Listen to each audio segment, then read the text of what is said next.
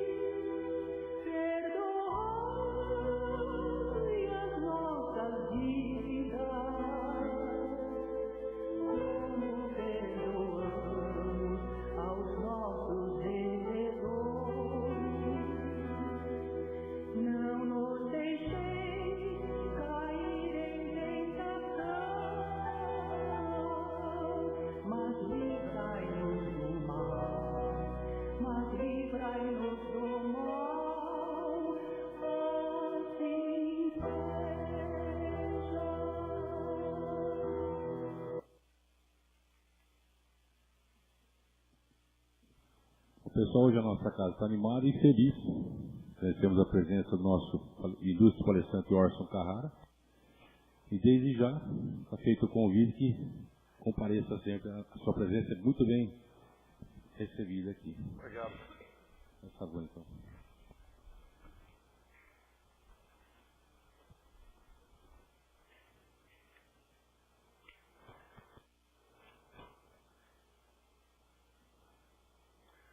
Meus amigos, é uma satisfação muito grande retornar a casa.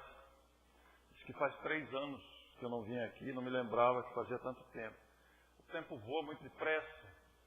E a administração da agenda é um problema real. Com as viagens por toda parte, realmente as dificuldades de agenda são pertinentes.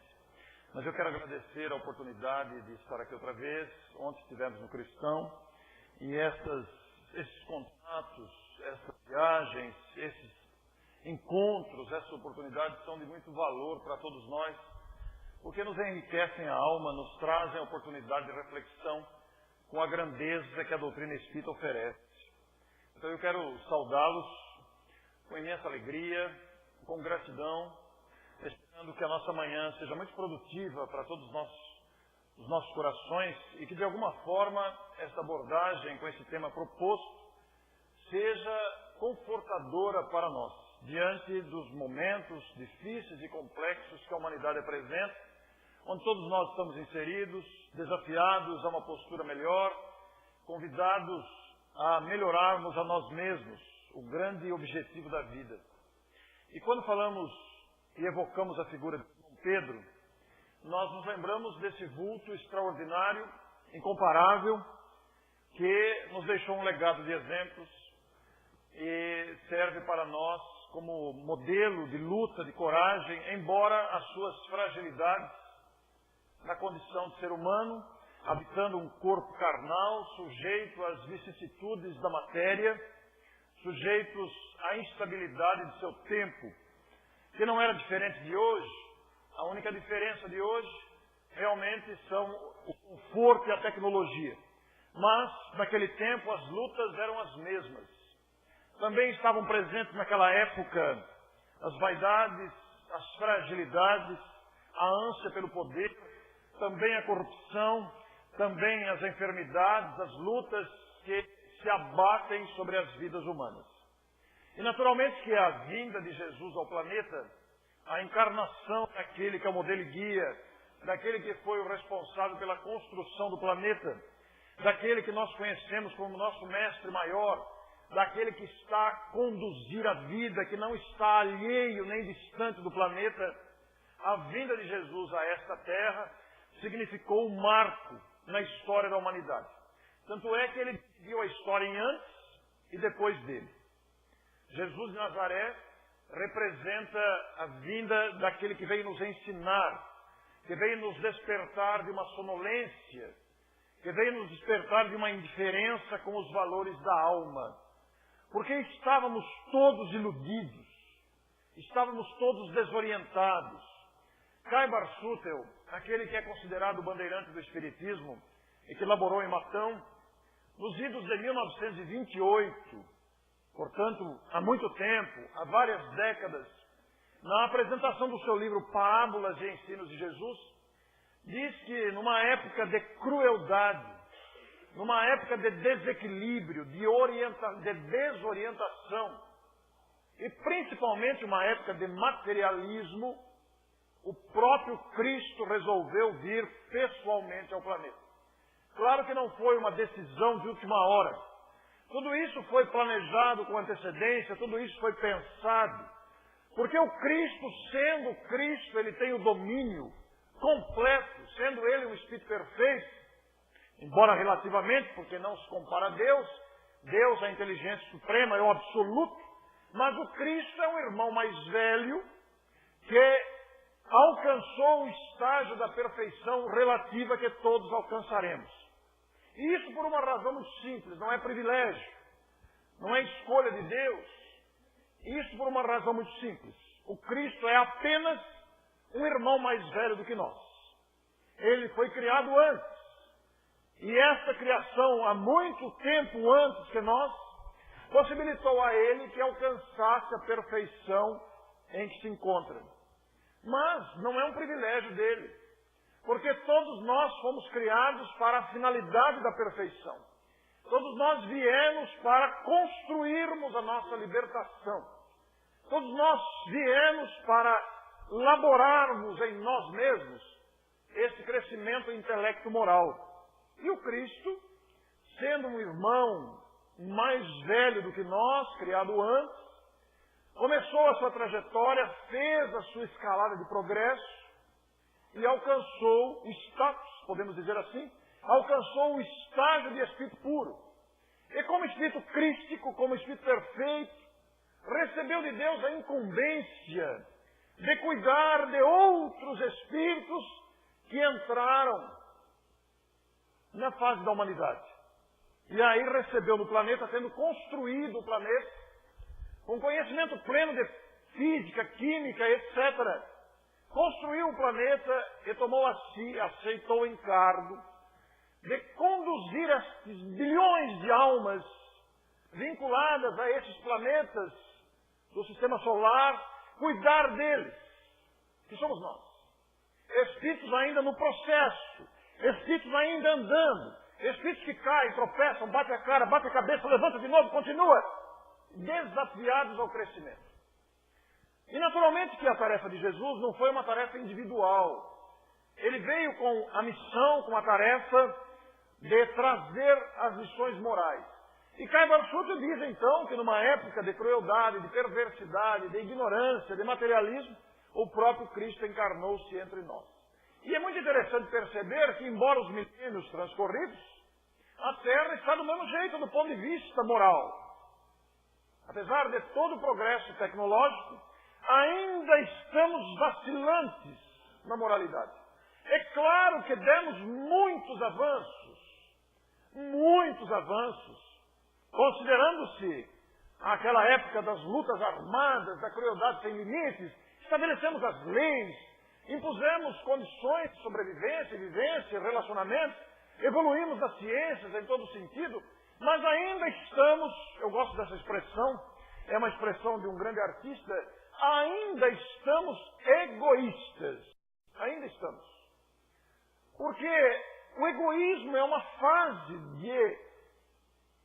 de aprendizado. Ainda estagiamos nesse estágio de querermos as coisas para nós, de pensarmos só em nós, de desprezarmos o esforço alheio, de pensarmos primeiro nos nossos interesses, desconsiderando os interesses alheios. E o Cristo veio semear nos nossos corações essas noções de solidariedade, de amor. Veio pessoalmente, mas não veio para uma tarefa isolada.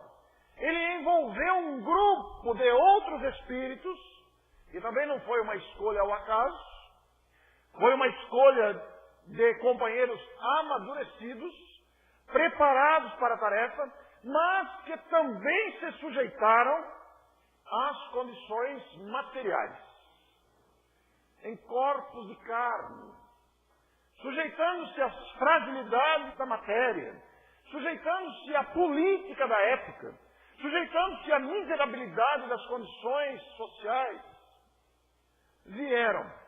Eram homens rudes, eram homens sem cultura, iletrados, rudes do trato, mas isso não significa que eram espíritos ignorantes. Não, em absoluto. Eram espíritos convocados para a tarefa, não foi ao acaso. Mas mergulhados na matéria, pela lei do esquecimento, esqueceram-se pelo renascimento que provoca o esquecimento. Mas foram convocados pelo Mestre. Vamos mudar a tela, por favor. Então vamos falar dos primeiros cristãos, que tiveram uma luta intensa. E aqui nós temos apenas como informação histórica o contexto sociocultural de Pedro, que foi um dos convocados por Jesus. Entre tantos convocados, ele escolheu homens do povo, pescadores, iletrados, analfabetos, rudes, não vinculados ao poder da época, homens humildes, pobres. Natural de Betsaida, era pescador, sócio com André, seu irmão, e Tiago e João, os filhos de Zebedeu. Tinha sido casado, vivia em Cafarnaum, na Judéia. E aqui nós temos uma apreciação de Cafarnaum, um lugar onde todos se conheciam. Suas praias, ancaradouros, sempre regurgitavam de pescadores, de negociantes, de homens da terra. Homens rudes, mas olha o detalhe, e generosos, face ao trabalho que se dedicavam.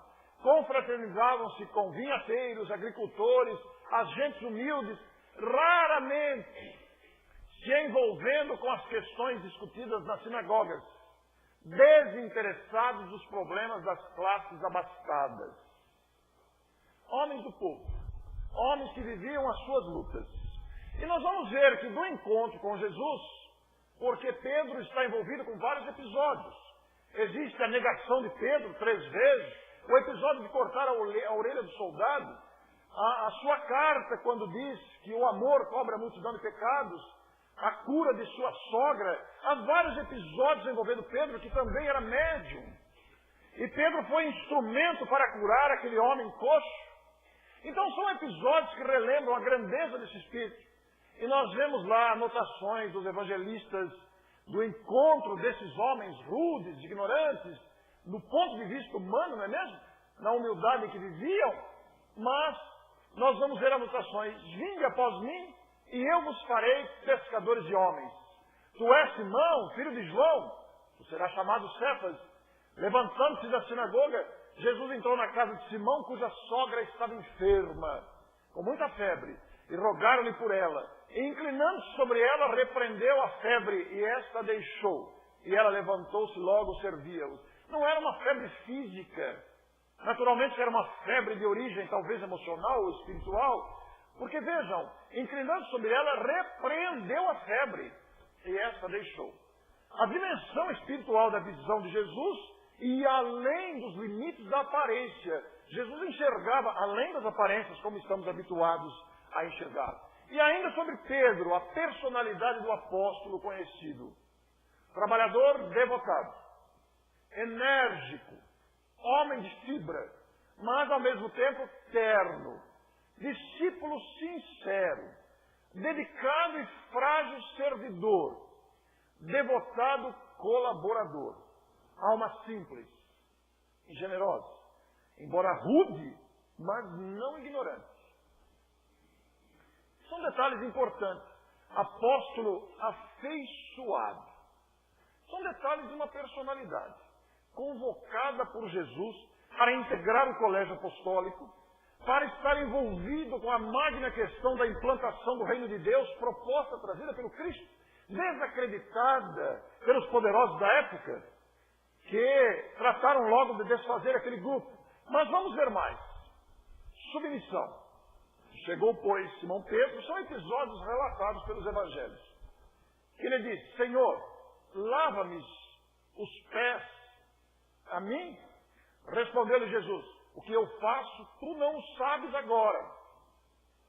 Veja a imensidão, o alcance da visão de Jesus, o ensino. Tu não sabes agora por que estou pedindo para lavar os meus pés. Tu não pode compreender agora, mas depois o entenderás. A velha lição da humildade, né? A velha busca da virtude da humildade apresentada por Jesus. Tornou-lhe Pedro: nunca me lavarás os pés, Senhor. Replicou-lhe Jesus: se eu não te lavar, não tens parte comigo. Como a significar a importância da integração uns com os outros. Não era uma lição apenas para Pedro, era uma lição para todos nós. Uma lição para que absorvemos o sentido de equipe. Uma lição para que absorvemos o sentido da humildade. Uma lição para que absorvemos em nós esse sentido de integração nas tarefas que todos estamos envolvidos. Disse-lhe Simão Pedro: Senhor, não somente os meus pés, mas também das mãos e a cabeça. Como a compreender a assertiva de Jesus, a sua indicação clara do progresso. Outra questão no cotidiano, também envolvendo Pedro, muito famosa essa questão. Quando os discípulos ouviram andando sobre o mar, estavam lá no barco, de repente, andando sobre as águas, ficaram apavorados e disseram: é um fantasma! E gritaram de medo. Se a gente parar só aqui, gritaram de medo. Essa lição também tem um sentido, nos incentivar a coragem. Muitos de nós nos abatemos por causa do medo. Medos variados. Mas Jesus vem dar uma lição de confiança na vida. Mas Jesus logo lhes falou: coragem. Essa coragem não é apenas para os discípulos apavorados de vê-lo andar sobre a água. Como é que esse homem consegue andar sobre as águas e não afundar? Essa coragem está destinada aos séculos futuros, aos séculos vindouros, porque é a coragem solicitada a todos nós, diante dos variados desafios que a vida vai apresentando. É a coragem da confiança num poder maior que supre a vida. É a coragem do estímulo para que não nos entreguemos. Não tenhais medo. Veja, não tenhais medo. Nós temos que banir o medo, não a prudência, mas o medo. Medo do quê? Encontramos variadas pessoas com medo de viver, medo do novo, do desconhecido, medo da mudança, medo do futuro. No entanto, não tenhais medo. Porque se convirmos e ampliarmos essa visão, somos criaturas fisicamente mortais, espiritualmente imortais. Do ponto de vista humano limitado, o que pior pode nos acontecer é a morte. Do ponto de vista humano. Então nós temos medo da morte. Achamos que a morte é o fim, que vai nos destruir. Mas vem a doutrina espírita com clareza nos dizer que somos imortais. E que o Cristo dá testemunho, inclusive, ao reaparecer aos discípulos depois. Porque depois de tudo que ele ensinou, depois de tudo que viveu, após ser crucificado e morto, a sua aparição, a sua chamada ressurreição, o seu reaparecer junto aos discípulos, foi uma lição de imortalidade. Como a nos dizer, somos imortais. Destrói-se o corpo, mas nós continuamos vivos. Como a insuflar nos discípulos essa coragem que ele tanto disse. Porque isso provocou uma retomada de valores dos discípulos. Imaginem vocês, os discípulos convivendo com Jesus, aprendendo com ele, vendo tudo que ele fazia, levantava paralíticos, curava os cegos, fazia coisas que eles não compreendiam como pode. Acabou a tempestade, ou pães de peixes, todos os prodígios levados à conta de milagres, que não eram milagres, eram apenas a capacidade de um espírito de manipular os fluidos à sua volta. fazendo coisas maravilhosas, é crucificado, não se defende, se deixa prender, se deixa crucificar, morre na cruz, pede perdão e morre na cruz. Quando Jesus foi crucificado e morto, para os discípulos aquilo era o fim, porque eles tinham um programa a executar que eles não compreendiam muito bem, a implantação do reino de Deus, mas o seu mestre foi morto, quer dizer, acabou. Eles se dispersaram após a traição de Judas, a negação do próprio Pedro, dispersaram-se. No entanto, Jesus ressurge para eles. Eles ficam atônitos, ficam perplexos e permanece com eles por 40 dias, orientando-os, convocando-os ao trabalho, orientando as tarefas a serem feitas. Ora, isso teve um efeito psicológico, emocional, espiritual profundo, que repercutiu pelos séculos afora, chegando até nós, provocando as narrações dos evangelhos, os textos escritos pelos evangelistas, já que Jesus não deixou nada escrito, mas aqueles fatos extraordinários foram anotados, foram devidamente vividos, e esses discípulos se multiplicaram ao longo do tempo, porque a lição foi muito contundente, a lição foi muito expressiva, a lição foi um chamado ao trabalho, então não tenhais medo. Então Pedro lhe disse: Senhor, se és tu, manda-me ir ao teu encontro caminhando sobre a água. Vem, Pedro.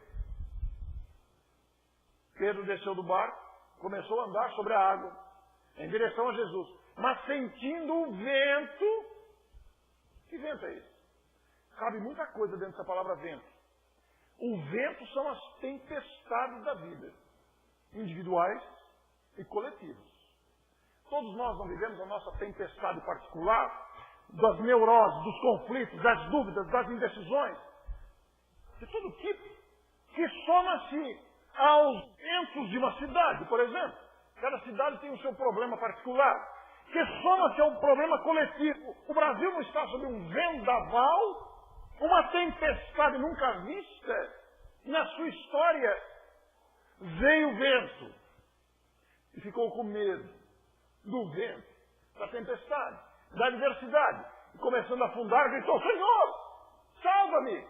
Jesus logo estendeu a mão, segurou-lhe e disse: Homem fraco de fé, por que duvidaste? A dúvida tem sido a nossa grande dificultadora das tarefas a executar. Nós paramos de executar porque ficamos em dúvida. Largamos os compromissos porque será que sou eu mesmo? Será que é espírito mesmo? Será que o sujeito não gostou de mim, olhou feio, não me cumprimentou, não me estendeu a mão? A gente fica em dúvida e larga, afunda.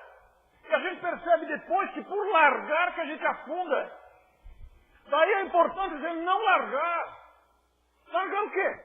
Os compromissos verdadeiros da alma. Nós temos que sobreviver, que nos alimentar, nos vestir, nos conduzir, isso custa. Precisamos da vida material. Mas não exclusivamente a vida material. Há outros interesses mais vastos, que são os interesses da alma. Porque os recursos materiais são para serem usados enquanto estamos aqui. Daqui a pouco vamos e deixamos tudo, materialmente falando. Mas levamos conosco os valores fortalecidos e adquiridos. Entre eles, a coragem, a fé, a persistência, o comprometimento. Isso são valores que ficam. Por que duvidaste? Chega de dúvida. Somos filhos de Deus. O simples fato de sermos filhos de Deus já nos convoca a uma atitude nova. Ora, eu sou filho do Criador. Já imaginaram isso? Já pararam para pensar o quanto a gente vale? Sou filho, somos filhos, claro, da inteligência suprema do universo. E Deus não fez nada que seja inútil. Nada. Tudo tem utilidade. Até o Zika vírus. Até o mosquito da dengue. Tem uma razão de ser. Faz parte desse processo. Faz parte desse gigantesco processo que a gente vai entender mais tarde. Muitos de nós duvidam, mas Deus existe mesmo? Por que deixa isso se abater sobre nós? Visão limitada. Visão pequenina. Isso aqui são degraus de aprendizado. A gente se debate, fica indignado, reclama, se revolta. Mas, se a gente parar para pensar um pouco, vamos aprender mais. Tende, antes de tudo, amor uns para com os outros. A famosa frase da Epístola de Pedro, da carta escrita pelo apóstolo, porque o amor cobre uma multidão de pecados. Os pecados resumem os equívocos. Os pecados são os nossos erros, a nossa inferioridade, as imperfeições, aquilo que fazemos em desacordo com a lei. Lei humana e lei divina. Isso formam os pecados. Mas quando tivermos amor, o amor cobre uma multidão de pecados. Então aqueles espíritos que amadurecem e caem em si, cai a ficha e percebem a extensão dos erros, percebem a extensão dos equívocos, passam a agir no bem com amor, porque o amor deles cobre o resto. O amor deles apaga a mancha dos seus equívocos. Eu vivi uma experiência muito linda recentemente. Eu fui visitar um amigo que era secretário da Câmara Municipal de Matão. E na época eu trabalhava no Clarim, isso há mais de 10 anos. E ele era o secretário da Câmara. Então, como tem lá o dia de Caibar-Schutel, havia uma solenidade na Câmara, como tem até hoje.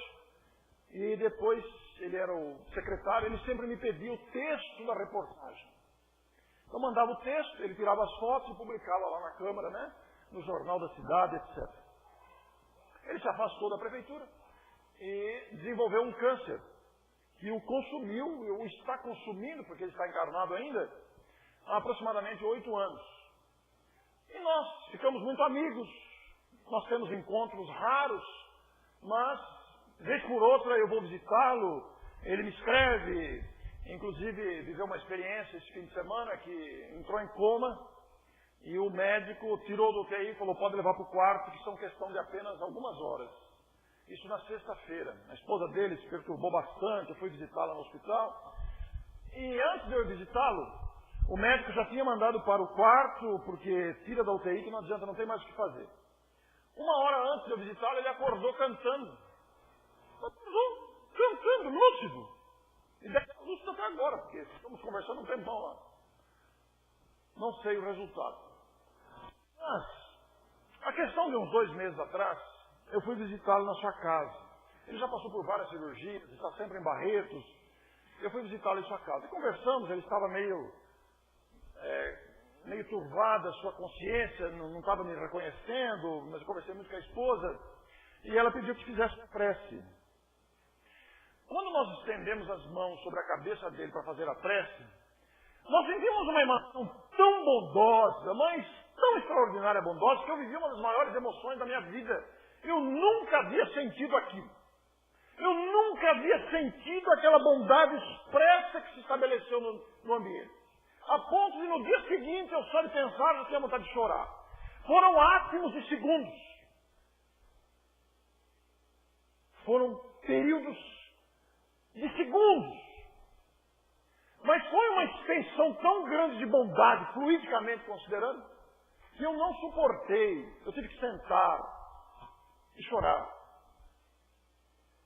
Por instantes, eu acho que eu consegui, num estado de êxtase, eu acho que menos de 2 segundos, eu acho que eu consegui entender o que sente irmã Dulce. Naquele instante eu consegui entender o que sente Madre Teresa de Calcutá.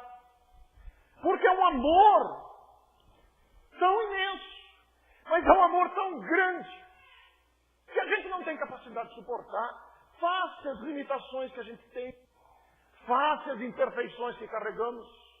Porque este amor, o amor divino, o amor pelo semelhante, só os espíritos maduros conseguem desenvolver. Os espíritos que já venceram as ilusões do mundo. Os espíritos que já superaram a si mesmos.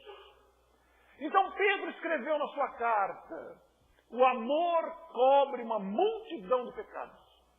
Então, diante dos equívocos que a gente constata em nós mesmos, exercitemo-nos. É difícil, porque ainda somos egoístas. É difícil, porque ainda somos vaidosos. Ainda carregamos orgulho, não damos o braço a torcer. Mas nos lembremos desses vultos extraordinários, que já amam, simplesmente. O amor cobre a multidão de pecados. Apenas para lembrança, nós temos que recordar os primeiros cristãos, os discípulos diretos. Pedro, André e Filipe. Tiago e João. Levi, Tadeu e Tiago, filhos de Alfeu. Porque veja que tem um Tiago na linha de cima. Esse segundo Tiago aqui, esse Tadeu e Tiago são filhos de Alfeu. Tomé, que quis ver, eu não acredito. Veja, Tadeu. Tomé, veja as marcas dos cravos nas mãos. Judas, Simão e Bartolomeu. Pescadores, homens do povo, homens simples, rudes, sem cultura humana, mas que atenderam o convite. Que convite? O convite de trabalho, que se estendeu através dos séculos. A cura de um coxo, essa passagem do Evangelho é muito famosa, muito conhecida. E Caio Barchuto dedicou um capítulo específico sobre esse notável fato em seu livro Vida e Atos dos Apóstolos. Esse livro conta exatamente a vida dos apóstolos, os seus atos. Porque Pedro, por exemplo, entre eles, também curou, também efetuou curas, como médium de Jesus. Jesus já havia sido crucificado, Pedro estava à frente da tarefa, e subindo as escadarias do templo, um homem coxo, quer dizer, com a perna deformada, estendeu-lhe as mãos. Pedro olhou para aquele homem, ele estava acostumado a pedir esmolas na escadaria. Olhou para aquele homem e sentiu que algo extraordinário ia acontecer. Olhou para os seus olhos e disse: não tenho ouro nem prata, mas o que tenho te dou. Levanta-te e anda. E o homem levantou e andou. Curou um paralítico, um homem com a perna deformada, naturalmente usando seus dons mediúnicos, sendo atendido pela fé, sendo atendido pela sintonia com o Cristo. E esse livro é o livro que nos inspirou a palestra, Simão Pedro e os primeiros cristãos. Nós vamos ter descrições das lutas humanas dos primeiros cristãos. As perseguições, as lutas, as humilhações. É um romance, 400 páginas. Esse romance nos inspirou a palestra, porque vamos falar da morte de Paulo de Tarso, companheiro de Pedro. Os dois tinham conflitos de relacionamento, nem sempre se entendiam, por causa dos hábitos entre eles, da cultura de ambos. Paulo era um homem muito culto, veio da tradição, era um senador, era um homem de poder, que assassinou Estevão quando era Saulo, perseguindo os cristãos. Ouvi dizer de um grande orador inflamado que falava do Cristo, que não entendia, e foi ver Estevão falar. E Estevão, com aquela sua desenvoltura, com a sua grandeza, esse episódio está registrado no livro Paulo e Estevão. Tem alguém aqui que não leu o livro Paulo e Estevão? Pode levantar a mão sem medo, sem vergonha, não tem perigo nenhum. Olha, leiam antes de desencarnar, por favor. Paulo e Estevão é o maior livro que Chico psicografou. Não por causa do número de páginas, mas pelo conteúdo. E o livro Paulo e Estevão, que vocês vão achar fácil, é um livro que está sempre disponível, nunca esteve esgotado. É um romance que conta a saga de Saulo de Tarso, o doutor da lei que perseguia os cristãos, e de Estevão, o primeiro mártir do cristianismo. Um relato repleto de sensibilidade, um relato repleto de emoção. E Saulo foi ouvir então aquele famoso moço de Jesus. E sentado na assembleia, diante da fala que contrariava a lei da época, ele levantou-se e contestou o orador. Quem pensa você que é para falar desse jeito? Você não conhece a lei, você está contrariando a lei. E Estevão, inspirado, médium e por si só de grande capacidade, deu um show, entre aspas, de conhecimento e evangelho para Saulo de Tarso, que levantou-se revoltado e foi-se. Depois mandou prender Estevão e o apedrejou, matou, o assassinou, sem saber que Estevão era irmão de sua noiva. Só que Estevão tinha trocado o nome. Ele era Gesiel.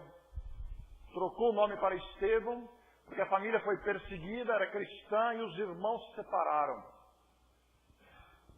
E a descoberta de que o irmão da sua noiva havia sido assassinado por ele mesmo, ocorreu ali no momento do apedrejamento, quando a noiva chegou. Ele rompeu o noivado, ela se tornou cristã, já era cristã, né? Tornou-se cristã, e aí ela desencarnou. E ele ficou tão revoltado de ter perdido a noiva, de ter sido feita aquela descoberta surpreendente para ele, que foi prender, obteve carta branca do Senado, foi prender Ananias, que segundo ele havia influenciado a cabeça da sua mulher para se tornar cristã. Na verdade, Ananias atendera às dificuldades da noiva, da sua noiva. E no caminho, nas portas de Damasco, Jesus lhe surge numa visão extraordinária. Saulo, Saulo, por que me persegues? E aquela luz ofuscante que ele não entendia. Quem és? Sou Jesus. E a ficha caiu. A ficha caiu. Aí ele compreendeu quem estava perseguindo. E transformou a sua vida, depois de um longo tempo, a história é muito longa, é outra palestra. Transformou a sua vida e se transformou em Paulo, o nosso Paulo de Tarso, o maior nome do cristianismo depois do próprio Cristo. São os discípulos. Então esses episódios, a morte de Paulo, a casa do caminho que atendia os enfermos, na condução de Pedro com o seu valor, são episódios que nós devemos conhecer, porque são legados de exemplos. Mas, para rechear essa abordagem, nós vamos ver o primeiro vídeo. Pode pôr para mim, por favor. Vamos, dá para apagar a luz, Roberto? Apagar todas, fica melhor. Isso.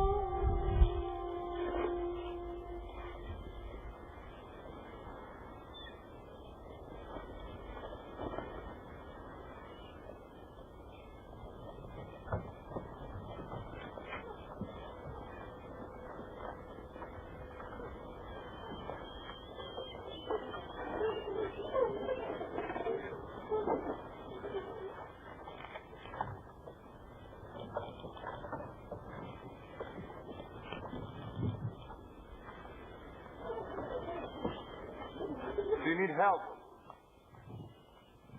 I'm not looking for any help. And besides, there's nothing to help with.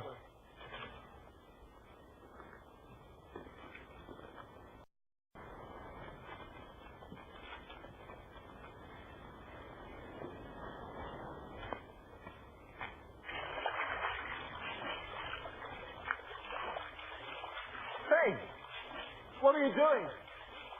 You can't just climb into my boat. You're right. Give me a helping hand.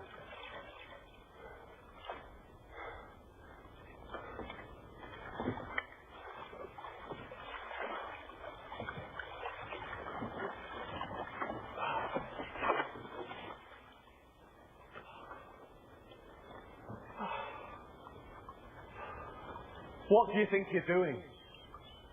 We're going fishing. There are no fish out there this time of day. In fact, there are no fish out here any time of day. Peter. Just give me an hour. And I will give you a whole new life. Because I want one.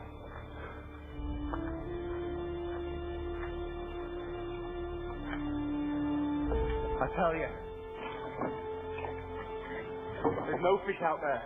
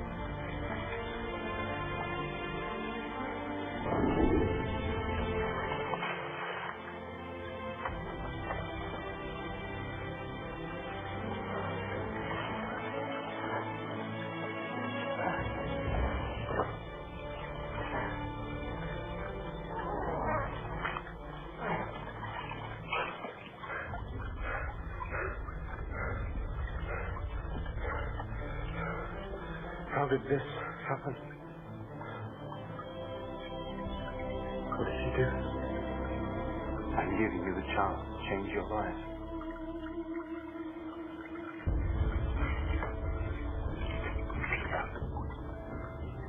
Come with me. Give up catching fish, and I will make you a fisher's man. What are we going to do? Change the world.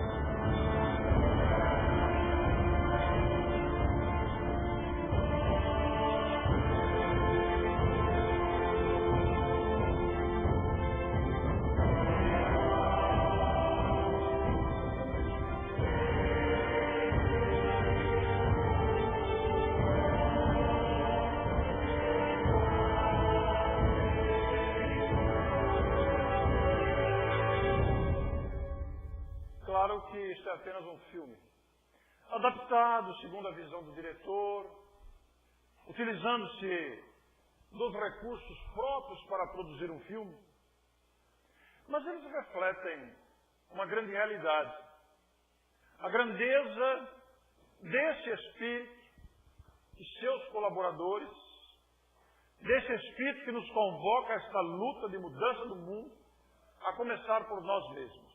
Esses episódios lindos do Evangelho nos fazem refletir sobre a grandeza da vida. Vamos ver o segundo vídeo para nos tocar ainda mais a emoção.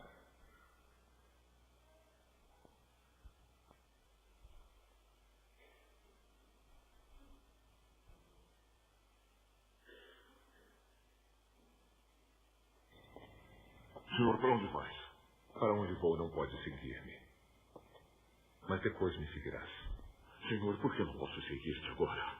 Por ti darei a minha vida. Darias a tua vida por mim? Em verdade vos digo, não cantará o galo enquanto não me tiveres negado 3 vezes. Mas não ficais perturbado, vosso coração. credes em Deus, e crede também em mim.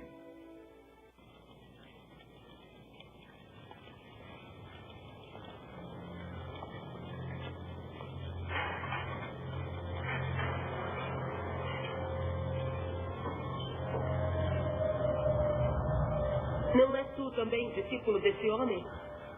Não. Não sou.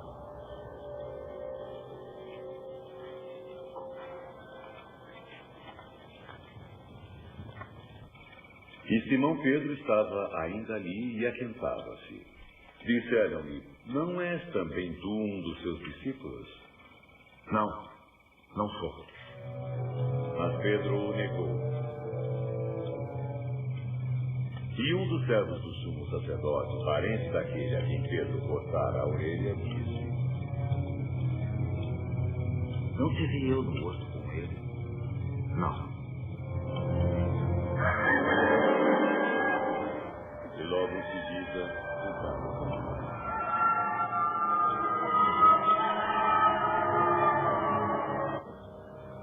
chegou, pois, Jesus e tomou o pão, e deu-lhes também o peixe.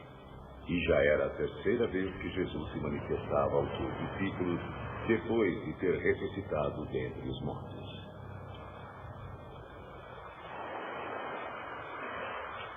Simão, filho de João, tu me amas mais do que a este?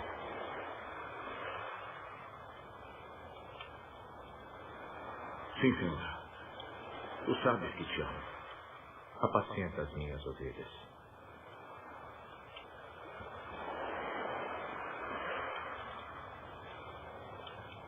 Simão, filho de João, tu me amas? Sim, Senhor. Tu sabes que te amo. Apacenta as minhas ovelhas.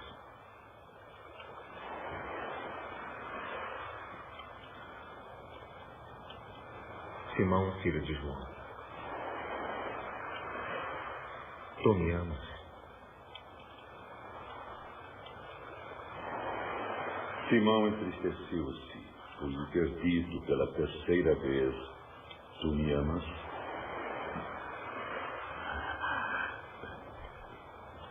Senhor,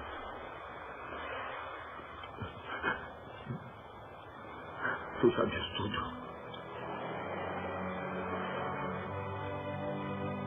Tu sabes que eu te amo.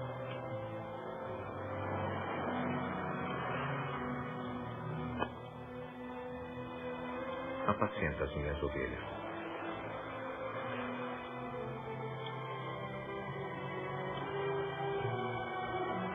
Em verdade vos digo, quando eras mais moço, tu fingias a ti mesmo e andavas por onde querias. Mas quando já fores velho, estenderás as tuas mãos e outro te cingirá e te levará para onde tu não queiras. E disse isso significando que com a morte havia ele de glorificar a Deus. Segue.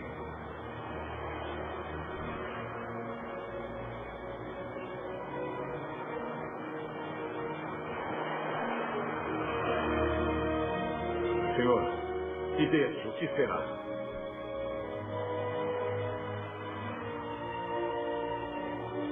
Eu quero que ele fique até que eu venha. O que te importa disso? Segue-me. Divulgou-se, pois, entre os irmãos este dito, que aquele discípulo não havia de morrer. Jesus, porém, não lhe disse que não morreria, mas, se eu quero que ele fique até que eu venha, que te importa disso?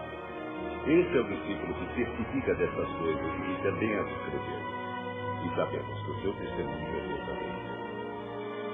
Há, porém, ainda muitas coisas que Jesus fez, e se cada uma das quais fosse escrita, cuido que nem ainda o mundo todo poderia conter os livros que se escrevessem.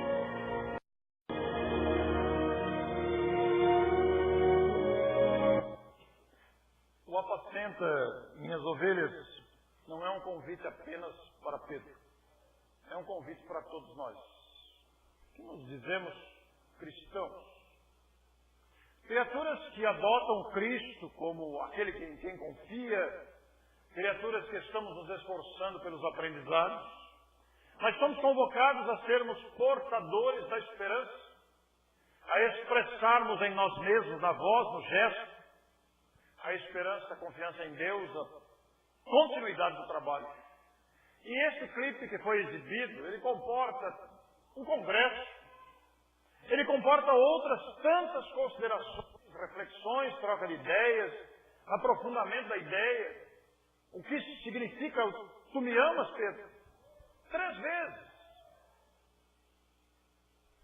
Que nos propicia refletir em amplitude sobre a grandeza desse Espírito e sobre a grandeza também daqueles que iniciaram o trabalho da implantação do Reino de Deus. Vamos ver o outro vídeo, muito oportuno. Quando Jesus é preso, Simão Pedro, inconformável, retira a espada. Retira a espada. E imaginando como Judas, que o reino de Deus é obra externa, se prepara para a luta. Corta a orelha do soldado. E Jesus, com a sua serenidade imperturbável, serenidade daqueles que compreenderam a vontade de Deus a nosso respeito, diz: Simão, embainha a tua espada. Guarda a tua espada. Porque aquele que com ferro fere, com ferro será ferido. Resumindo, é como se Jesus dissesse para ele assim: Simão, você acaba de perder uma orelha. Porque, como dizia o Chico, o mal que eu causo ao semelhante é brasa que eu espalho sobre a própria cabeça. Toda vez que nós ferimos o semelhante, é como se semeássemos sofrimento na nossa vida. Pode não ser nessa, mas será na outra. A lei de justiça que rege os nossos destinos manda que a vida nos retribua exatamente aquilo que nós damos a ela. Jesus adverte Pedro: guarda a espada, Pedro. Guarda a espada, para que não percas mais do que a orelha. A lei de causa e efeito, tão bem explicada pela doutrina espírita, e especialmente a nossa disposição no livro O Céu e o Inferno, dá uma clareza no entendimento dessa questão da lei de causa e efeito. Basta que nesta obra O Céu e o Inferno procuremos nos inteirar do Código Penal da vida futura.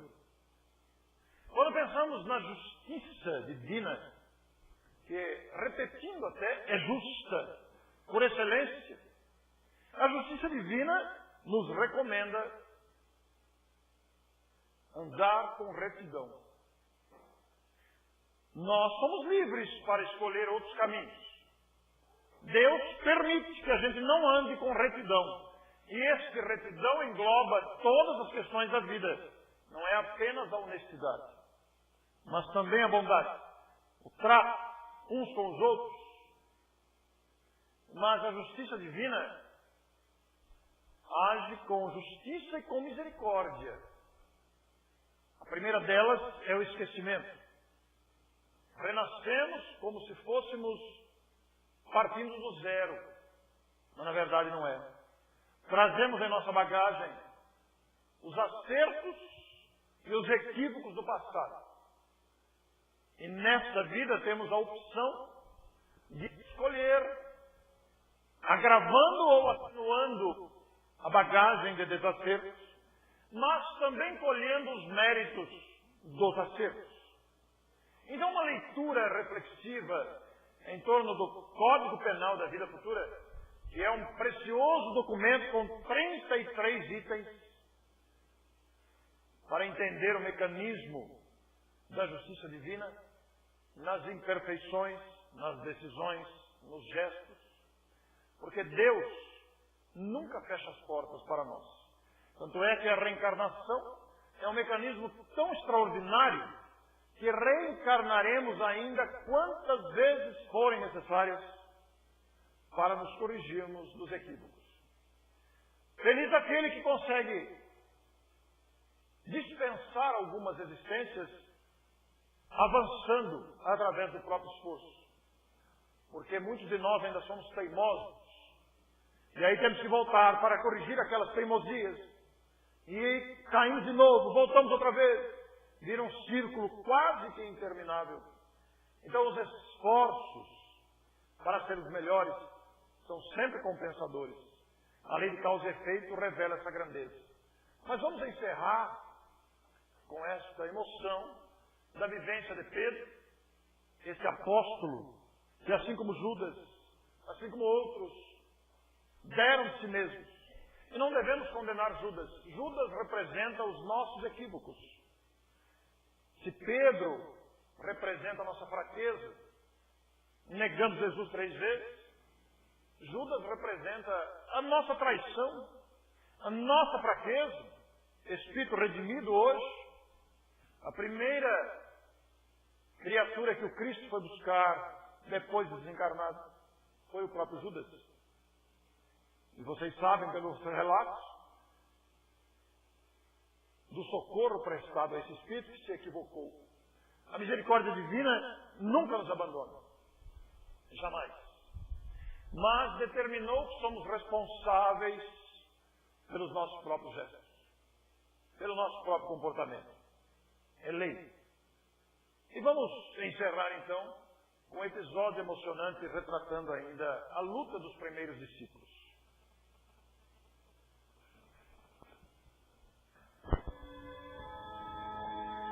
Pedro.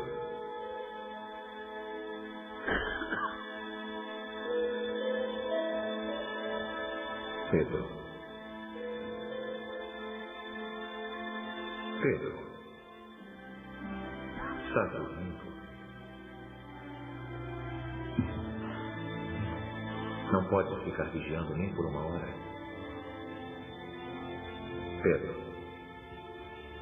É chegada a hora. Devo partir. Senhor, para onde vais? O Filho do Homem deve ser entregue nas mãos dos pecadores. Não vá, Senhor. A morte te espera. Levante. Devemos ir. Com estes olhos, eu vi a morte de nosso Senhor Jesus. Eu vi seu corpo no sepulcro e a pedra que o selou. Também temi a morte, daquela vez como vós que temem por Paulo agora. Eu vi Jesus ressuscitando dos mortos com os mesmos olhos que o vi morto. Desde então, nunca mais temi.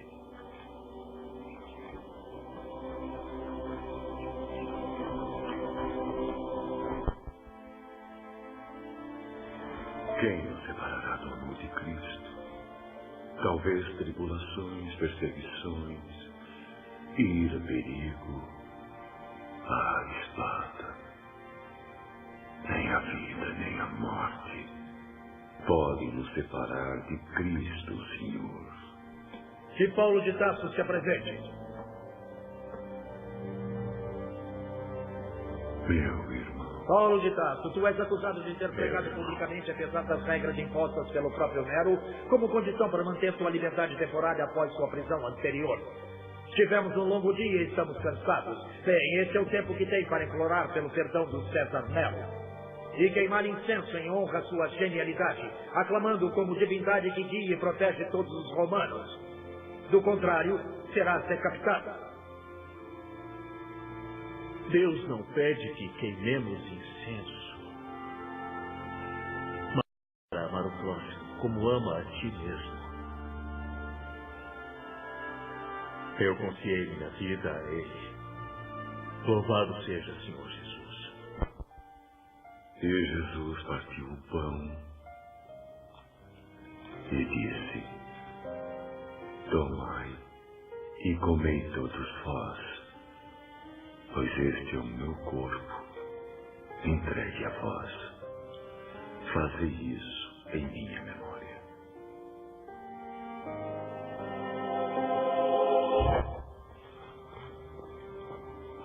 Jesus teve medo quando estava na cruz. Mas eu sou apenas um homem. Jesus veio como homem para ser como nós, inclusive no medo. Quem nos separará do amor de Deus? Quem nos separará do amor de Cristo? A espada, perseguições, dor. Nem a destruição ou a morte poderá nos separar do amor de Cristo, Senhor.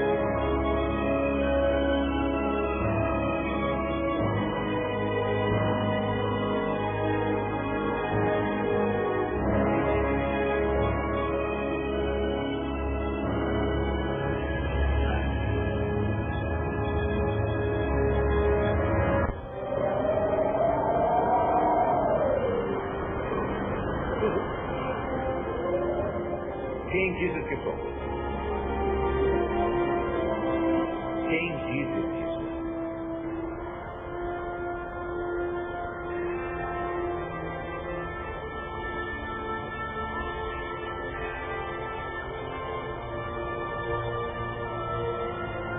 Quem dizes que eu sou? Tu és o Messias, o Filho do Deus vivo. Você foi abençoado. Abençoado. Simão, filho de Jonas. Porque não foi um ser humano que te revelou isso, e sim o meu Pai, que está no céu. Por isso eu te digo, tu és Pedro. E sobre esta rocha construirei a minha igreja. Tu és Pedro. E sobre esta rocha construirei a minha igreja. Pedro, perdoe-me. Perdoe-me. Eu não te abandonei. Eu não abandonarei meu povo. Vamos encontrar nossos irmãos e conforto com eles. Venham. Venham.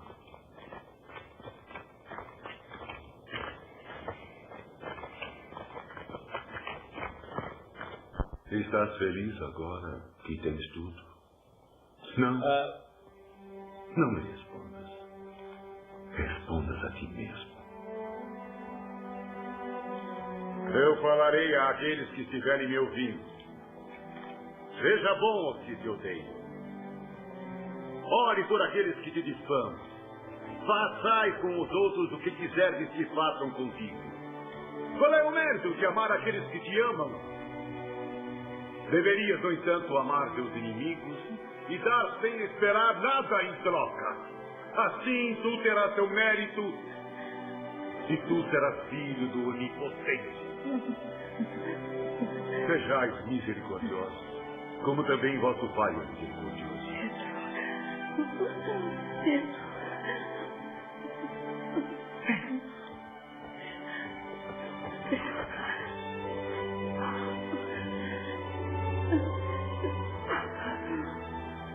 Vó!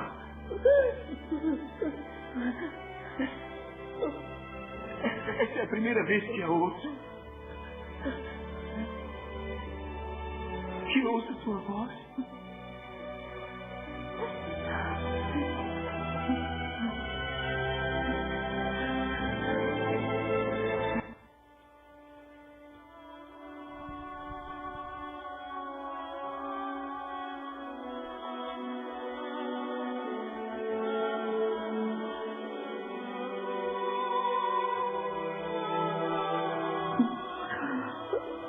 Abençoe-me.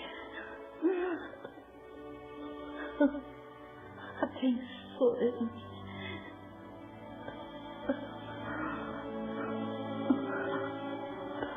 perdoe. Meu filho. Agora posso morrer em paz.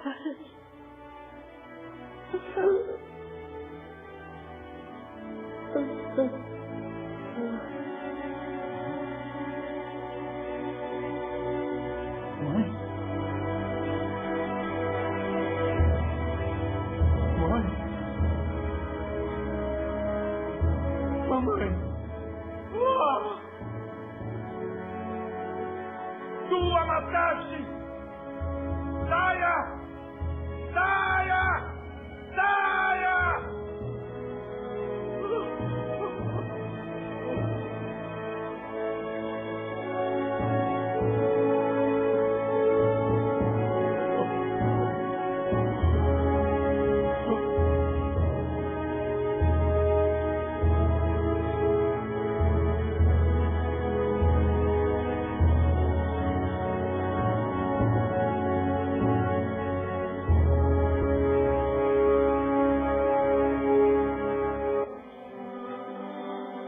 A alegria deve ser encontrada no Senhor. É uma parte dele, como o amor e a esperança. É também como o céu sobre nós, e como a brisa que sopra suave como um carinho de suas mãos. Como um olho para vós aqui e agora em sua alegria. Eu tenho certeza disso. No fim dos tempos, Roma será o coração da Igreja de Deus. Vamos dar graças a Ele, com a oração que Jesus me ensinou e que agora eu vos ensino.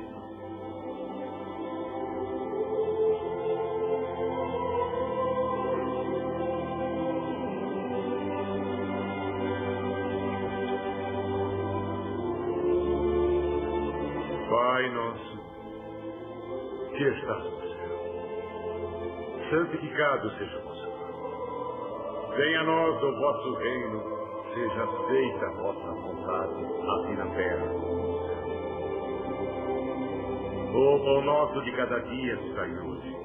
Perdoai as nossas ofensas, assim como nós perdoamos a quem nos tem ofendido. E não nos deixeis cair em tentação, mas livrai-nos do mal. Amém.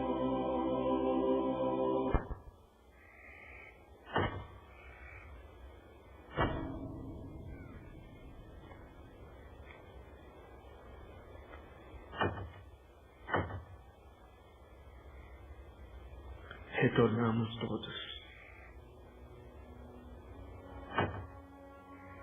Pai nosso, que estás no céu. Pai nosso que estais no céu.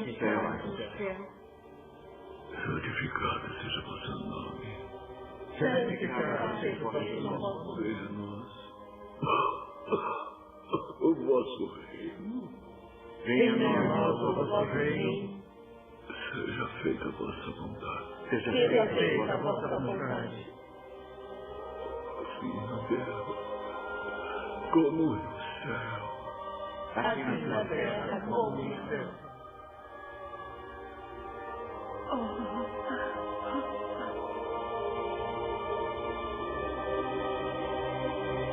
O pão nosso de cada dia nos dai hoje. O pão nosso de cada dia nos dai hoje. E perdoai as nossas ofensas, assim como nós perdoamos a quem nos tem ofendido. E perdoai as ofensas, assim como nós perdoamos a quem nos tem ofendido. E não nos deixeis cair em tentação. Tu venceste.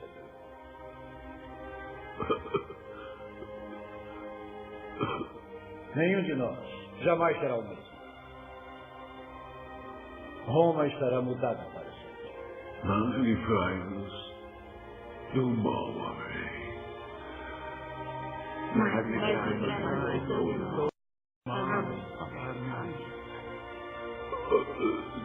Não quero morrer da mesma forma que Nosso Senhor. Por favor, vire minha cruz ao contrário. Ao contrário.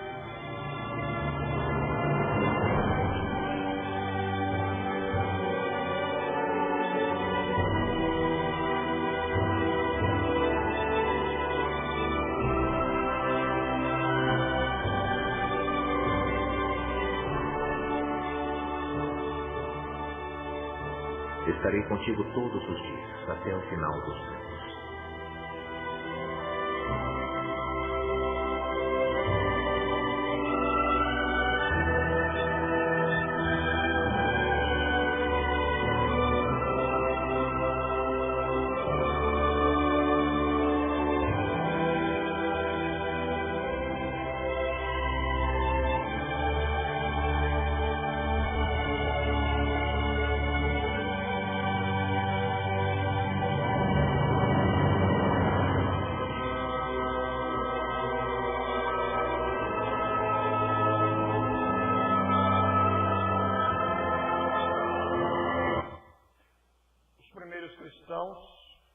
Foram perseguidos, crucificados, mas levaram adiante sua tarefa sem temor.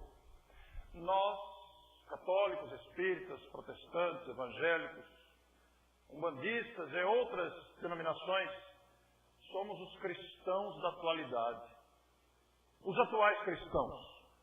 Hoje já não somos pregados na cruz, nem degolados, mas somos desafiados à boa conduta. Essa palestra foi inspirada no romance que trouxemos para vocês. Vamos ver a divulgação para entender as lutas desses discípulos que iniciaram a trajetória do Evangelho.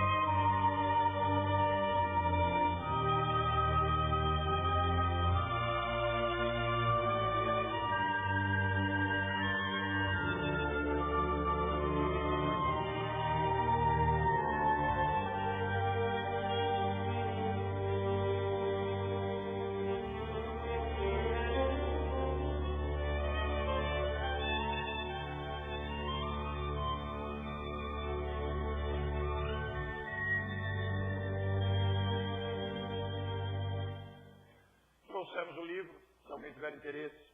É importante esclarecer que a receita do livro é para o jornal Tribuna do Espiritismo que vocês receberam aí e que vai para o Brasil todo gratuitamente. Agradeço imensamente a oportunidade de estar aqui, as emoções vivenciadas pelo ambiente extraordinário. E se algo posso dizer a vocês todos, cristãos, espíritas, prossigam amando, prossigam confiando, prossigam trabalhando, prossigamos. Eu me incluo, é óbvio. Muito obrigado.